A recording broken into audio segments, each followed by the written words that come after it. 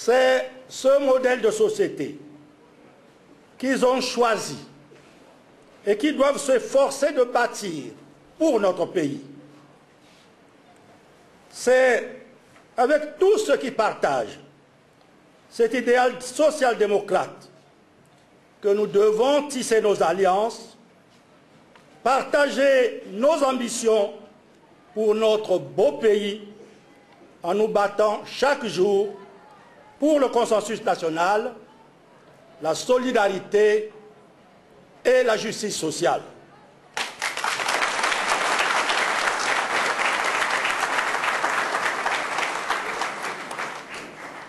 Tel est notre rêve. Tel est le grand rêve que nous nous efforçons de faire porter par tous nos militants et sympathisants.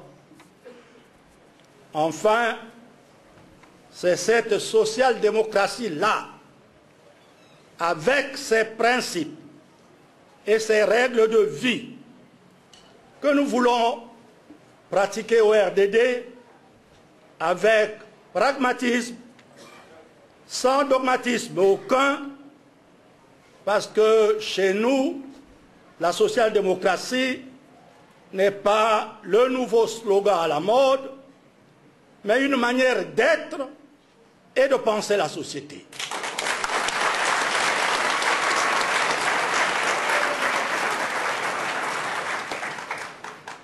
Le choix que nous avons fait il y a aujourd'hui 16 ans exactement nous permet de dire que d'autres formations politiques ont choisi de défendre les mêmes idées que nous, ce qui nous permet d'affirmer que cela donne et ouvre des grandes possibilités de dialogue, de compromis ou d'action concertée soutenue par un dialogue franc et militant sur la base de principes clairement énoncés. Amis et chers compagnons, il n'y a donc pas de doute que la social-démocratie reste notre choix. Nous venons à cet égard de dégager nos raisons et nos motivations. Il nous reste à œuvrer pour son triomphe dans notre pays qui a trop longtemps souffert de l'étatisation et qui ne saurait s'accommoder d'une certaine forme de capitalisme sauvage et rampant.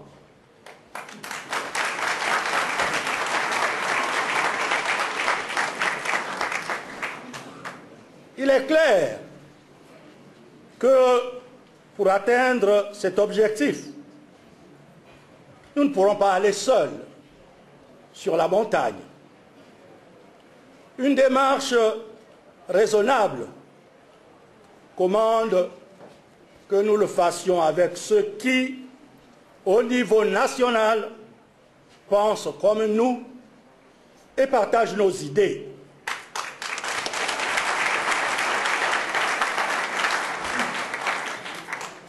C'est sur cette base que nous devons nous entendre pour voir ce que nous pouvons faire ensemble au profit de la social-démocratie. Et c'est là qu'au sens noble du terme, la politique reprend sa place et l'initiative sa raison. Ou nous faisons la politique, ou nous ne la faisons pas. Pour nous qui avons choisi de créer un parti, de l'animer, il n'y a pas de doute que nous avons choisi de faire la politique. Mais il ne suffit pas simplement de dire. Le plus important, c'est qu'il faut la faire. La science ici se conjugue avec l'art.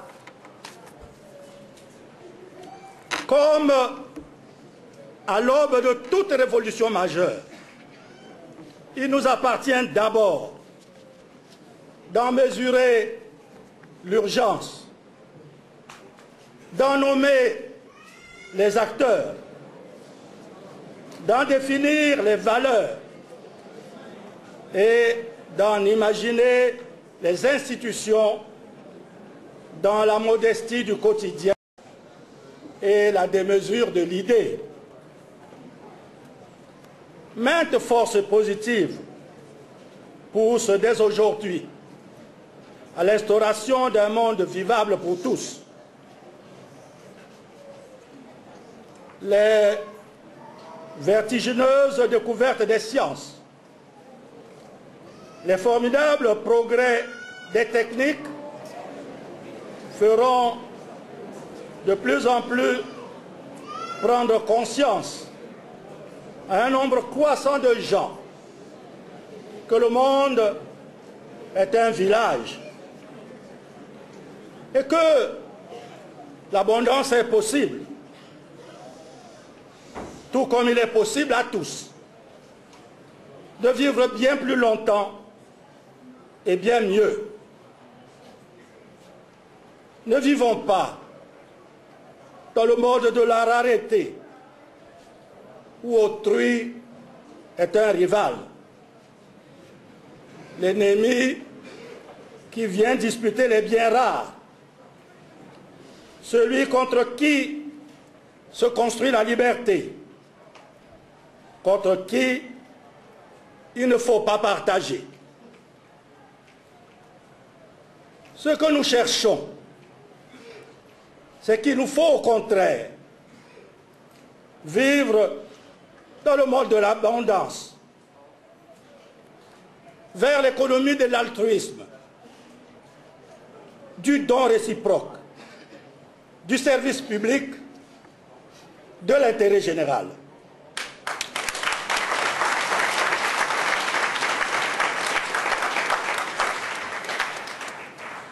Cette économie que nous disons relationnelle n'obéira pas à la loi de la rareté, car plus on donne, plus on a le désir et le moyen de donner. Dans cette économie que nous appelons rationnelle et que nous appelons de tous nos voeux, travailler doit devenir un plaisir sans contrainte.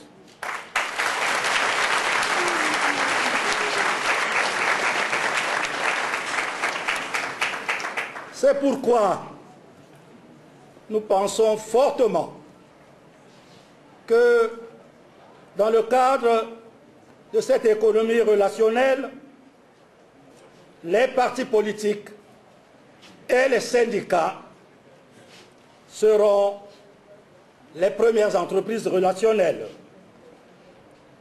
Pour terminer sur ce point, je voudrais ici lancer un appel pressant à tous ceux qui, sincèrement, se réclament de la social-démocratie pour un échange d'idées sur la manière, sinon d'unir nos forces, mais tout au moins d'œuvrer pour les triomphes des idées que nous avons en partage.